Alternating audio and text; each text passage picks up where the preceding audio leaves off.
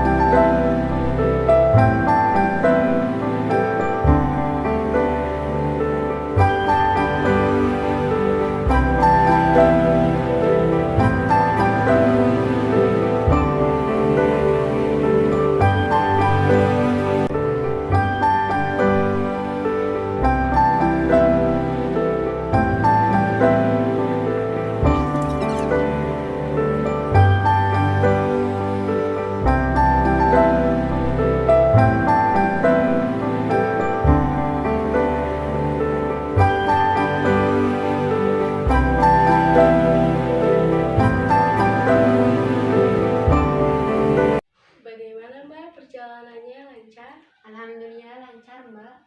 Dari rumah ke sini berapa menit Mbak? Kira-kira? 30 menitan, Mbak. Lumayan lama ya. Lumayan. Mbak ke sini menggunakan transportasi pribadi atau umum Mbak? Transportasi pribadi. Oh.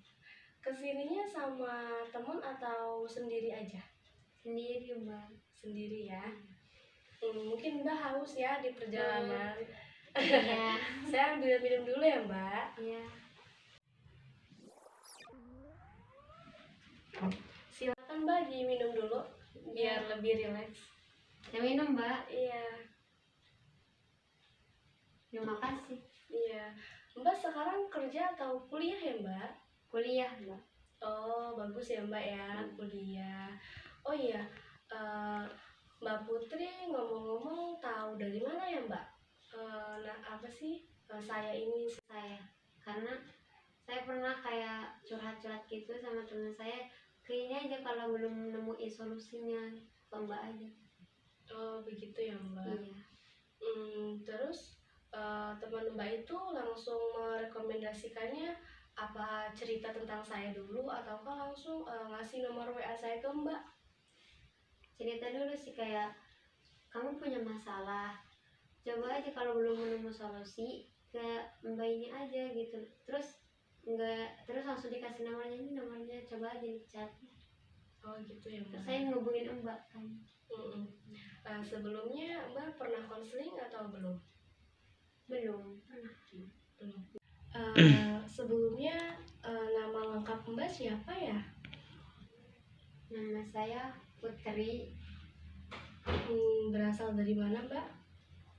Dari Cilegon. Gitu ya Mbak. Sebelumnya Mbak pernah konseling atau belum? Belum pernah, baru pertama kali. Baru pertama kali. Oh ya Mbak, saya izin memperkenalkan diri dulu ya Mbak. Iya boleh Mbak. Ya jadi perkenalkan, nama saya Raudatul Mahmudah. Mbak bisa panggil saya Bu Raudo atau Mbak Raudo atau siapapun itu, seenaknya Mbak aja ya. Biar kita juga lebih akrab gitu ya Mbak ya. Iya Mbak. Iya. Ngomong-ngomong, apakah ada sesuatu yang ingin Mbak ceritakan? Apakah Mbak Putri sudah pernah konseling sebelumnya? Belum pernah Mbak, baru pertama kali. Berarti belum tahu ya Mbak apa itu konseling dan tahap-tahapannya? belum tahu. Baiklah, izinkan saya sedikit menjelaskan ya Mbak. Silahkan Mbak. Iya, jadi konseling itu dibagi menjadi dua. Yang pertama ada individual dan yang kedua ada yang kelompok. Kalau kita ini termasuknya konseling individual ya Mbak. Jadi konseling individual itu adalah suatu layanan BK di mana terjadi proses bantuan yang dilakukan oleh tenaga profesional, yaitu saya sebagai konselor dan Mbak Putri sebagai konseli, yang tujuannya untuk mengentaskan masalah klien dan memandirikan klien agar tercapai keefektifan dalam kehidupan sehari-hari. Kemudian di dalam konseling itu ada asas-asas yang harus kita perhatikan ya Mbak. Yang pertama ada asas kerahasiaan. Di sini saya sebagai konselor sudah disumpah dan janji agar tidak membocorkan masalah klien kepada siapapun. Dalam artian saya tidak berhak untuk menyebarluaskan apapun itu mengenai kliennya, Mbak. Dan yang kedua, asas keterbukaan. Di sini saya mengharapkan Mbak Putri agar bisa menceritakan apa yang Mbak Putri alami secara real ya Mbak, tidak dibuat-buat atau tidak dikarang-karang. Dalam artian itu emang pure gitu Mbak ya. Terus yang ketiga itu ada asas kesukarelaan. Apakah Mbak Putri datang ke saya ini dengan sukarela atau karena dorongan orang lain atau bahkan karena terpaksa Mbak? Ini tepatnya ke keinginan diri sendiri. Keinginan sendiri ya, sukarela berarti Mbak ya? Iya. Iya, bagus sekali. Jadi itu Mbak, konseling itu ada tahap-tahapannya ya Mbak. Apakah ada yang ingin Mbak Putri tanyakan kepada saya? Terkait apa konseling sudah cukup Pak. Baik Mbak. Baiklah, kita akan masuk ke inti ya Mbak. Nampaknya Mbak Putri ada sesuatu yang ingin diceritakan kepada saya Mbak. Silahkan. Sebenarnya dari kecil saya udah tahu orang tua saya udah bercerai, tapi nggak tahu sejak kapan dan apa sebabnya. Dan itu membuat saya kayak, kenapa sih orang tua saya tuh harus berpisah? Padahal saya kan masih kecil dulu dan nggak tahu penyebabnya. Terus pas kayak udah menjak dewasa atau udah pertumbuhan saya tuh saya bertanya, kenapa sih saya nggak pernah diceritain kayak penyebabnya apa, terus masa kecil saya tuh kayak gimana. Itu bisa membuat kayak pikiran saya tuh hilang gitu. Seperti itu ya Mbak. Dalam orang tua melakukan hal seperti itu di usia berapa ya Mbak? Waktu itu Mbak Putri usia berapa kira-kira? Apa? Usia Mbak Putri ketika terjadi perceraian orang tua? Nggak tahu apa penyebabnya, itu nggak tahu kapan perceraiannya, tapi pas udah kayak SD saya baru tahu kalau orang tua saya udah bercerai.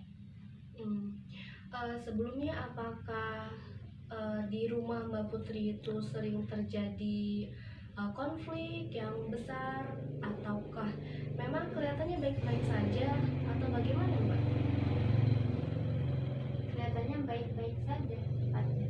Seperti tidak ada konflik ya Mbak ya? Iya, tidak ada konflik. Di dalam keluarga Mbak Putri itu Mbak Putri punya adik atau anak tunggal atau anak sulung atau bagaimana Mbak? Saya punya adik. Di dalam keluarga Mbak Putri itu ada berapa saudara ya Mbak? Saya nggak punya saudara, tapi lebih tepatnya saya anak tunggal, tapi pas kelas 3 saya mempunyai adik, jadi kayak adik tiri. Oh, seperti itu ya Mbak. Berarti ketika orang tua Mbak Putri bercerai, ibu juga menikah lagi dan bapak juga menikah lagi, atau hanya salah satunya saja Mbak yang menikah?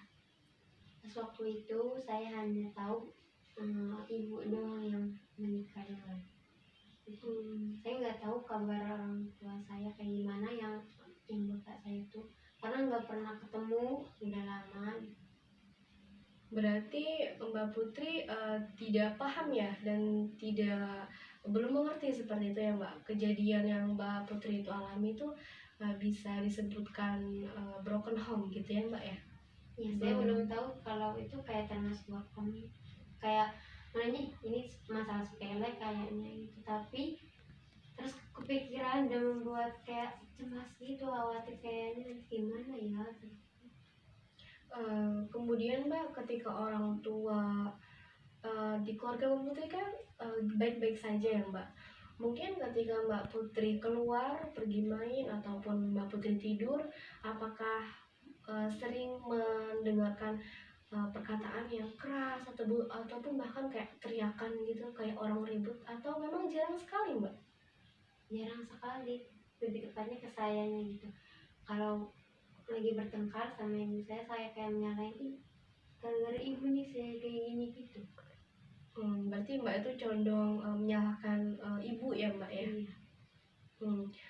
Mbak Putri ini anak yang termasuk dekat dengan ayah atau biasa-biasa saja atau malah kayak canggung kalau deket sama ayah sendiri?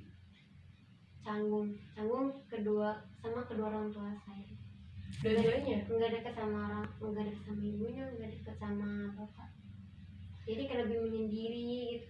Kalau ada masalah dia berdua sendiri, jadi kan bingung ya mau nyari masalahnya kayak gimana.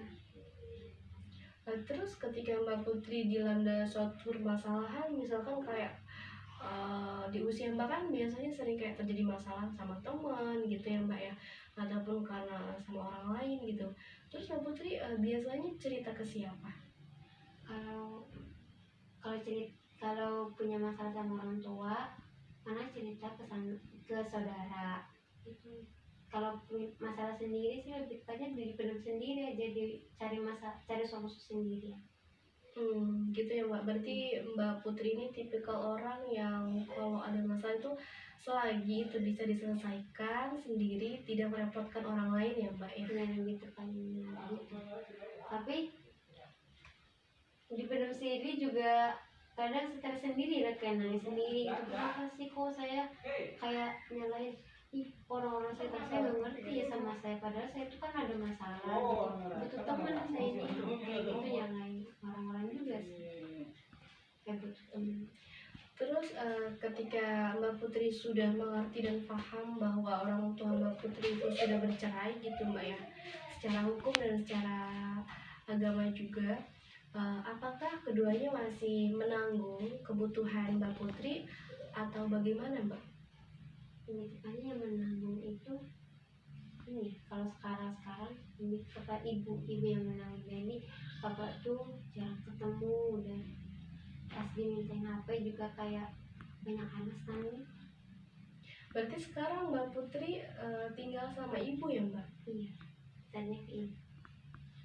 Terus kan kata Mbak Putri punya saudara tiri dari anaknya ibu dengan orang lain gitu ya. Apakah sebelum ibu Mbak Putri menikah itu ibunya meminta izin dulu ke Mbak bahwasanya ia akan menikah dengan laki-laki lain, atau tidak memberikan kode apapun Mbak? Izin, tapi kayak izin Jadi kayak egois gitu ya? lebih kepentingan diri sendiri. Berarti di situ Mbak Putri terima-terima aja ya? Walaupun di dalam diri Mbak Putri kayak ada kesel gitu ya, kecewa, marah, tapi bisa apa gitu ya Mbak ya? Iya kan, ini saya kan cuma anaknya gitu, yang jalanin kan orang tua kali gitu, kayak ya pikiran ibu saya. Jadi semua keputusan tuh ibu sendiri yang nentuin, nggak minta sama anaknya. Dengan kondisi yang demikian gitu Mbak ya, menginjak dewasa Mbak Putri sudah memahami gitu ya, dunia kehidupan nyata emang seperti ini gitu. Terus tanggapan Mbak Putri mengenai masalah ini seperti apa? Lebih ke harus, kalau udah dewasa kayak gini, harus mengerti keadaan orang ibu saya terutama kayak gimana, dan keadaan saya harus kayak gimana ke sikap saya ke orang tua tuh harus kayak gimana. lebih ke harus mengerti. Berarti sekarang Mbak Putri tinggal dengan ayah tiri sekaligus saudara tiri dari ibu gitu ya Mbak? Iya, iya. Apakah ayah tiri Mbak Putri itu menyayangi Mbak Putri atau bagaimana ya Mbak sikapnya? Sebenarnya menyayangi, tapi dalam diri saya kan ada sikap kayak egois gitu tuh kan, pas kayak orang tua saya menasihati tapi saya nolak. Berarti Padahal kayak niatnya mantul baik, gitu ya Mbak iya, ya? niatnya baik ke saya, tapi saya yang enggak respon baik ke dia, gitu, ke orang tuanya. Berarti Mbak Putri ini kayak masih terngiang-ngiang gitu ya, masa lalunya Iya, itu yang masih menyebabkan menyalahkan masa lalu. keluarga Mbak Putri yang dulu tidak seharmonis dengan keluarga yang lainnya ya Mbak. Iya, lebih kayak gitu. Terus ketika Mbak Putri dengan ibu ini setelah menikah itu si ibu langsung menceritakan keadaan yang sebenarnya atau kok diam saja tapi Mbak Putri diajak pergi dari rumah atau bagaimana Mbak? Diam aja sih, enggak nyeritain apa-apa. Cenderung diam ya Mbak. Kayak mungkin ibunya Mbak Putri berpikiran nanti juga kalau udah dewasa ngerti sendiri gitu ya Mbak ya. Mungkin begitu kalinya. Kali kalau misalkan dijelasin juga belum paham karena usianya masih kecil gitu ya Mbak ya. Ya, seperti itu. Apakah setelah perceraian itu ayah kandung dari Mbak Putri selalu mengontrol perkembangan diri dari Mbak Putri atau kayak ya udahlah dia juga sama ibunya gitu atau bagaimana Mbak? Atau sesekali menghubungi Mbak Putri atau seminggu sekali atau berapa bulan sekali gitu? Lebih ke ya udah ke sama ibunya sih, nggak kayak nyokap-nyokokin, nggak pernah. Berarti kayak ya udahlah kayak seakan kan bukan anak sendiri gitu ya Mbak ya. Iya, Nah, ngomongin juga nggak pernah. sikap yang kayak gitu apakah di pikiran Mbak Putri itu ada sikap-sikap yang perceraian itu setelah perceraian ini Mbak Putri cenderung ke ibu ya Mbak ya? Iya. Lebih ke keluarga barunya ibu gitu ya Mbak ya, segala apapun ke situ. Terus bagaimana interaksi Mbak Putri dengan saudara tiri Mbak Putri itu? Baik sih, karena saya kan tipe orang yang pendiam ya, terus kalau ada masalah diem kan, jadi ya seperti biasa aja interaksi. Bagaimana hubungan Mbak Putri dengan saudara tiri itu Mbak? Hubungannya baik, ya interaksi baik, tapi ada ya biasa sih masalah-masalah kecil, namanya juga kan adik kan, pasti ada sih masalah kecil. Berarti baik ya Mbak. Terus perubahan yang Mbak Putri sadari itu ketika Mbak Putri sebelum broken home dengan sesudah ini perubahan apa saja Mbak yang terjadi? Kan tadinya ini ya selalu menyalahkan orang tua kan, terus kayak ungkit-ungkit masa lalu. Seiring berjalannya waktu kayak lebih pikir positif sih, mungkin kalau nggak ada masalah ini pasti saya nggak bakal kayak gini gitu aja berpikiran. Berarti akibat dari perceraian orang tua itu ada dampak yang Mbak Putri rasakan ya Mbak ya? Secara langsung maupun tidak langsung. Iya, ada banyak dampaknya. Apakah ketika perceraian itu teman-teman Mbak Putri mengejek Mbak Putri sebagai anak yang broken home atau biasa saja atau bagaimana ya Mbak? Kan biasanya anak-anak itu ada yang kayak ngeledek gitu Mbak. Enggak sih, karena kan saya kan tipikal orang yang pendiam, terus menemui masalah sendiri, jadi orang lain tuh nggak tahu masalah saya itu apa. Jadi orang tuh tahunya saya tuh udah cerai berarti nggak punya masalah, nggak punya broken home, Baik-baik aja ya Mbak. Padahal Mbak Putri sendiri merasakan ya Mbak ya ada perubahan. Ada perubahan dalam diri saya sendiri. Misalnya seperti apa Mbak dalam kehidupan sehari-hari? Atau mungkin bahkan sekarang juga masih terasa perubahan itu? Kayak merasa iri sih sama orang, kenapa saya nggak bisa kayak keluarga lain yang harmonis, terus kayak pengen deh kayak keluarga lain tuh yang punya orang tua lengkap gitu, terus dekat sama orang tuanya, saling curhat-curhatan gitu. Berarti secara psikologis itu Mbak Putri tipikal memendam ya Mbak ya. Tapi apakah Mbak Putri sadar bahwa orang yang selalu memendam perasaannya begitu kayak sedih, emosi, kecewa, marah ataupun yang lain itu bisa berakibat fatal loh Mbak. Apa Mbak Putri belum tahu informasi itu atau memang Mbak Putri menyepelekan? Ya belum tahu sih, lebih tepatnya kayak ya udah ini perasaan saya sendiri, emosi saya sendiri, jadi pendem sendiri aja. Hmm, dipendem ya Mbak ya. Iya. Terus dari orang tua juga tidak terlalu memperhatikan kondisi psikologis Mbak Putri ya. Ya kan namanya orang tua dulu ya, pasti anaknya sekolah ya sekolah kayak gitu kan ya, ini kasih uang kayak gitu sih, udah kayak mikirin kelihatannya baik-baik saja gitu, padahal kan sebenarnya enggak, lihat luarnya doang. Mbak Putri sendiri mengerti istilah broken home ini dewasa-dewasa ini ya Mbak. Iya ngerti, jelas jelas. Menurut Mbak Putri sendiri broken home itu seperti apa ya Mbak? Kan tahunya broken home itu kan yang kayak depresi kan ya, yang keluar rumah tuh pasti kayak ada yang minum alkohol kayak gini kan, broken home itu kan.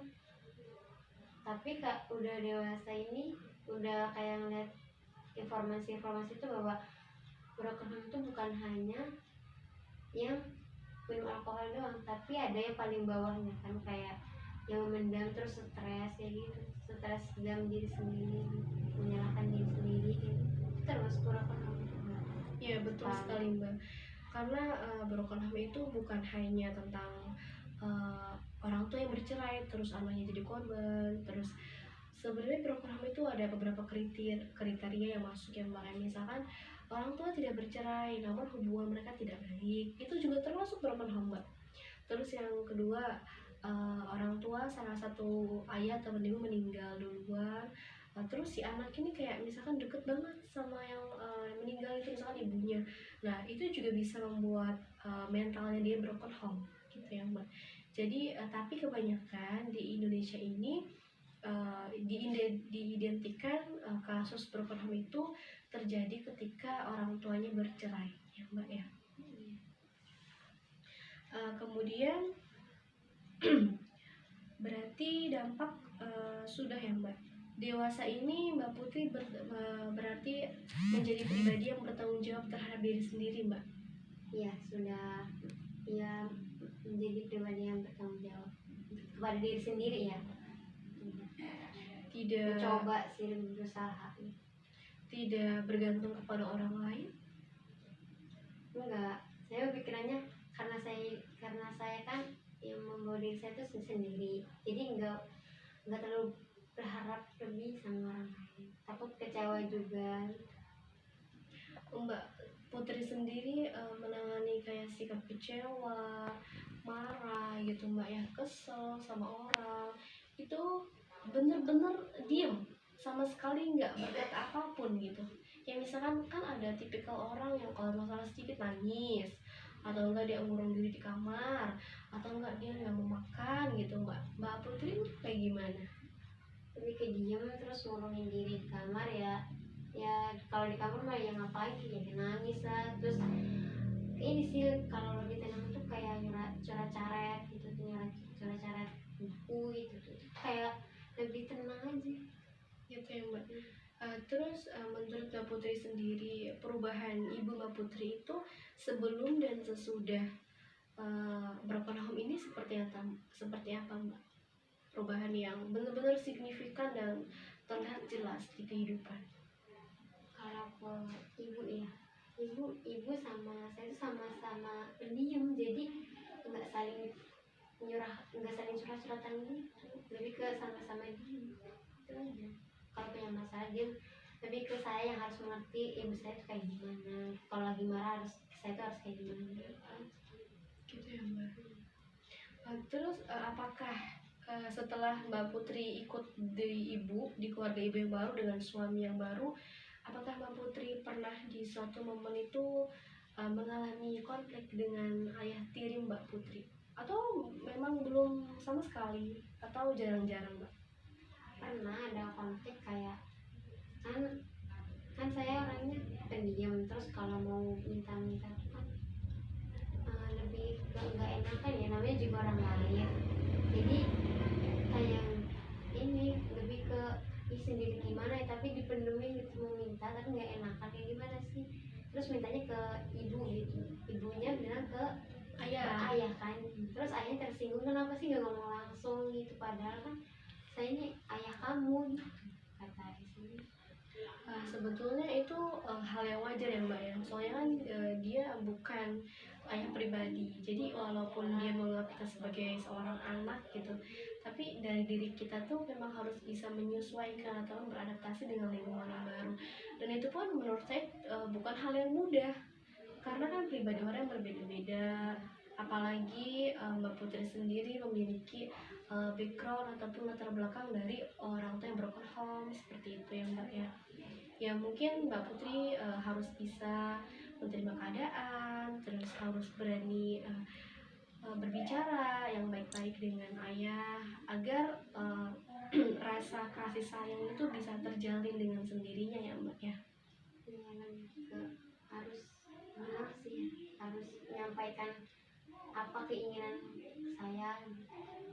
Tapi Mbak sendiri merasakan bahwa ayah tiri ini lebih baik dengan lebih baik perlakunya ke Mbak Putri dibandingkan ayah kandung Mbak Putri sendiri. Saya merasa lebih baik sih sama seperti ayah saya, karena ya sayang, terus perhatian gitu kan ya. Kalau mau apa aja kata saya bilang aja nggak apa-apa, padahal saya kan nggak enakan ya, harusnya ngerti gitu tuh anaknya butuh ini, tapi namanya anak Kayak kurang peka gitu ya. Perbedaan ayah kandung Mbak Putri dengan ayah kandung tiri yang paling jelas itu apa ya Mbak? Dan yang paling ingat gitu? nggak ingat. Sama-sama baik kah atau ada perbedaan kah? Ya sama-sama baik sih, mungkin ya sama-sama baik sih, sama-sama kasih sayang, cuman kan yang paling deket tuh kan masih bapak kan jauh, jadi ya lebih baik bapak sekarang, ayah sekarang. Berarti lebih bersyukur ya Mbak ya dengan kehidupan saat ini. Nah,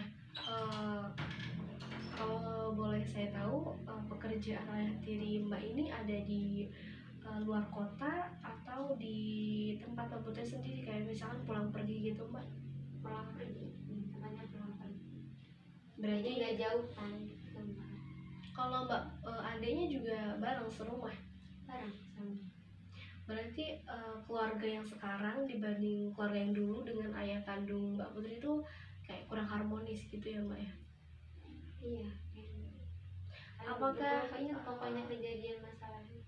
Mbak Putri sendiri pernah menanyakan sesekali kepada ayah kandung ataupun ibu, kan misalkan Bu kenapa sih kok saya sekarang jarang lihat ayah ya, kenapa sih kok kita nggak tinggal serumah ya sama ayah? Apakah pertanyaan-pertanyaan itu pernah Mbak Putri tanyakan kepada ibu Mbak? Mungkin dulu kayaknya iya, pas masih kecil ya kayaknya. Dan tanggapan ibu seperti apa ataupun ayah gimana ngomong ke Mbak Putri? Ya udah sih, yang ada sekarang aja gitu, yang udah usah ingat masalah. Jalanin yang ada gitu ya, yang lalu ya udah berlalu. Iya. Tapi jawaban itu belum belum memberikan rasa puas ya Mbak ke dalam diri Mbak? Iya, Diri masih Mbak. banyak pertanyaan gitu, kenapa sih kenapa saya nih masih, kenapa orang tua saya tuh harus bercerai, apa penyebabnya, terus dari orang tua, dari keluarga orang tua juga nggak ada yang bilang apa sebabnya. Kayak ngalir gitu aja Mbak ya, kayak air gitu. Berarti apakah setelah kejadian ini Mbak Putri merasakan trauma ataupun depresi ataupun bagaimana Mbak? Mungkin ada kayak berpikiran, saya nggak mau nanti pas saya menikah, nggak mau saya menikah sama laki-laki yang sifatnya kayak bapak saya, kayak gitu sih, gitu kan tahu gitu takutnya seperti orang tua saya. Tapi rasa trauma itu masih tetap ada ya Mbak ya, tidak bisa dihilangkan begitu saja ya Mbak ya. Apalagi kejadian itu di waktu kecil ya. Ya masih ada. Berarti di kehidupan Mbak Putri teman laki-laki juga bisa dibilang sedikit atau bahkan tidak ada? Sedikit sih sebutannya, ya sedikit sedikit banget. Takut seperti ayah gitu ya? Sedikit banget. Mbak, saya kan tadi ini ya bingung gitu cara bagaimana bilang ke orang tua bahwa saya tuh punya keinginan yang benar-benar secara campur tangan, tapi rasa enakan tuh kayak bener daging gitu, kayak mau bilang tuh ih nggak enak lah, takut ini pasti orang tua itu kan bukan hanya biayain saya, bukan hanya mentingin keinginan saya doang, pasti ada adik saya yang punya keinginan lain.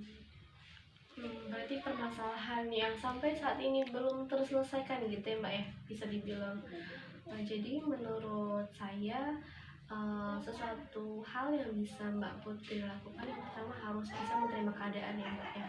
Kalau kita bisa menerima keadaan, nah dari situ kita bisa mulai bisa beradaptasi dengan lingkungan yang baru. Karena kan yang namanya hidup itu harus dinamis ya Mbak ya, bukan statis. Jadi harus terus berkembang agar semakin hari kita bisa menjadi manusia yang lebih produktif dan yang terpenting bisa bermanfaat bagi orang lain. Dan untuk sedikit menjauhi bukan meninggalkan ya Mbak, karena mungkin setiap orang juga memiliki sikap tidak enakan. Jadi kayak gak enak banget ya kalau saya gini, gak enak banget ya kalau saya gitu. Mungkin setiap orang juga punya ya Mbak ya. Jadi mungkin dikurangi sifat tidak enakannya dan lebih ditingkatkan rasa kepercayaan diri Mbak Putri agar si ayah tiri Mbak Putri juga tidak merasa sungkan gitu Mbak ya. Jadi saya harus ungkapin aja gitu ya keinginan saya, jika itu penting banget harus ada campur orang tua. Ya betul sekali Mbak, karena kan ketika kita masih di bawah umur, maksudnya belum menikah gitu Mbak ya, kan kita masih ditanggung oleh orang tua kita. Jadi mau kita ada masalah kecil atau besar, nah orang tua harus tahu, harus, karena kan yang bertanggung jawab sepenuhnya dari kehidupan anak itu ya orang tua itu sendiri Mbak, tidak bisa diwakilkan gitu Mbak ya. Jadi harus mengerti.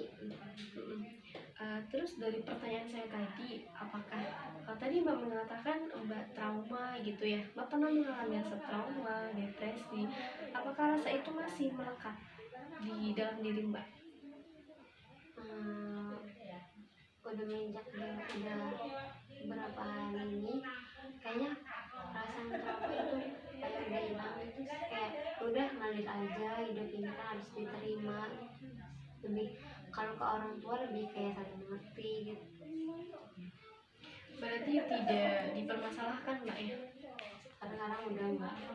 Sebetulnya anak broken home itu juga menurut beberapa penelitian tuh hebat ya Mbak, karena kan dari kecil dia sudah belajar menjadi manusia yang tangguh ya, beda dari teman-teman yang lainnya. Broken home itu biasanya diidentikan dengan anak yang kurang kasih sayang gitu Mbak ya, anak yang kayak ditelantarkan oleh orang tuanya, anak yang tidak diurus, atau bahkan yang paling menyedihkan itu ada kata-kata yang bilang anak broken home itu tidak berhak bahagia ataupun tidak memiliki masa depan. Nah itu semua bisa ditepis Mbak ya, karena itu tergantung pribadinya masing-masing. Dan mungkin lingkungan sekitar juga, circle pertemanan juga sangat mempengaruhi si anak itu. Anak broken home ini akan lebih jadi anak yang positif ya, berkembang di masa depan ataupun bahkan mundur gitu Mbak ya. Jadi harus kayak milih teman yang mensupport diri kita gitu. Ya betul sekali Mbak, karena biasanya dari teman itu juga dari sikap kita, perilaku kita, kebiasaan kita, bahkan itu akan hampir mirip dengan teman-teman kita ataupun mungkin sahabat kita ya Mbak ya. Jadi dalam kehidupan itu kalau teman mungkin banyak juga tidak masalah, tapi ketika kita akan menjadikan dia seorang sahabat, nah kita harus bisa benar-benar dekat banget sama dia, kebiasaan dia positif atau negatif, bagaimana circle pertemanan sebelumnya, bagaimana background keluarganya dan seterusnya, karena itu juga akan ngalir ke kita gitu, informasi itu akan kita serap dan itu akan menjadi tingkah laku tanpa kita sadari. sejauh ini Mbak Putri berada di lingkungan yang positif kan Mbak ya? Alhamdulillah ya baik gimana. Tidak mengingat-ingat masa lalu Mbak ya? Udah jarang, udah lebih ke sekarang udah lebih ke positif aja sih, beritanya pasti ada hikmahnya gitu aja. Iya Mbak ya. Kira-kira menurut Mbak Putri dari kejadian orang tua Mbak Putri yang demikian bisa dibilang tidak baik atau menyedihkan, apa hikmah yang bisa Mbak Putri ambil dari kejadian itu Mbak? Agar kehidupan Mbak Putri di masa depan itu bisa lebih cerah, lebih berbahagia gitu Mbak. Apa hikmahnya? Ya mungkin lebih ke nanti gitu ya, kalau udah berkeluarga mungkin kayak berpikiran kalau harus saling percaya sama pasangannya kayak gitu, harus saling mengerti kayak gitu. Selain itu apa lagi Mbak? Ya harus orang tua sama anak tua harus saling mengerti sih, terus saling menanyain keadaannya gitu, nggak saling diem-dieman kayak gitu. Salah satunya harus ada yang mengalah gitu, menanyakan keadaan. Berarti kejadian ini benar-benar bermanfaat ya Mbak ya, buat masa depan Mbak Putri terutama. Karena mungkin kalau tidak memiliki kejadian yang suram, seseorang itu tidak mau berubah. Ini benar. Gitu-gitu aja kehidupannya, setiap harinya ya seperti itu aja, gitu Mbak ya. Iya benar sih, kalau nggak ada kejadian kayak kemarin-kemarin itu kayak mungkin kayak saya nggak bisa kayak sekarang Sekuat ini gitu ya. sekuat ini. Beda dari teman-teman ya Mbak ya. Lebih ke perasaan masalah tuh kan lebih ke udah ada solusi sendiri kayak gitu sih, jadi udah mencari solusi ini, enggak yang membutuhkan orang lain. Karena kalau kita mengandalkan orang lain juga enggak sepenuhnya pasti orang lain tuh sesuai sama ekspektasi kita, enggak mungkin kan. Jadi ya udah, masalah sendiri selesai sendiri. Apalagi ditambah usia yang semakin dewasa ya Mbak ya. Iya. Jadi selagi itu bisa diselesaikan sendiri, tidak usah merepotkan orang gitu Mbak ya. Dari percakapan kita tadi Mbak ya, apakah masih ada pertanyaan untuk saya dari Mbak Putri? Sudah cukup Mbak, Cukup ya Mbak. udah lumayan ada. Berarti ketika mungkin setelah ini Mbak Putri ada perasaan trauma yang kembali ataupun depresi, Mbak Putri bisa hubungi saya Mbak ya. Kita akan mengatur jadwal kembali, kita akan berbincang kembali, karena yang namanya konseling itu tidak bisa hanya sekaligus ya Mbak ya, sekali konseling ataupun bagaimana. Dan waktu konseling juga harus dijeda, tidak terlalu misalkan hari ini kita konseling, besok lagi konseling. Nah itu tidak bisa, karena akan menimbulkan kebosanan baik dari konseling sendiri ataupun dari saya pribadi gitu Mbak ya. Baik, Bisa dipahami Mbak ya. Baiklah, mungkin hanya itu ya Mbak ya yang saya bisa sampaikan. Kalau misalkan ada ya kata-kata yang salah ataupun kurang berkenan di hati Mbak Putri, saya benar-benar minta maaf ya Mbak ya. Di saya sini juga terima kasih Mbak. di sini saya hanya bisa memberikan solusi ataupun saran, namun sepenuhnya keputusan itu ada di tangan Mbak Putri sendiri, karena Mbak Putri yang mengalami gitu ya Mbak ya. Terima kasih Mbak, Iya. sudah cukup lega dengan masalah saya. Cukup ya Mbak. Terima kasih Mbak. Terima kasih.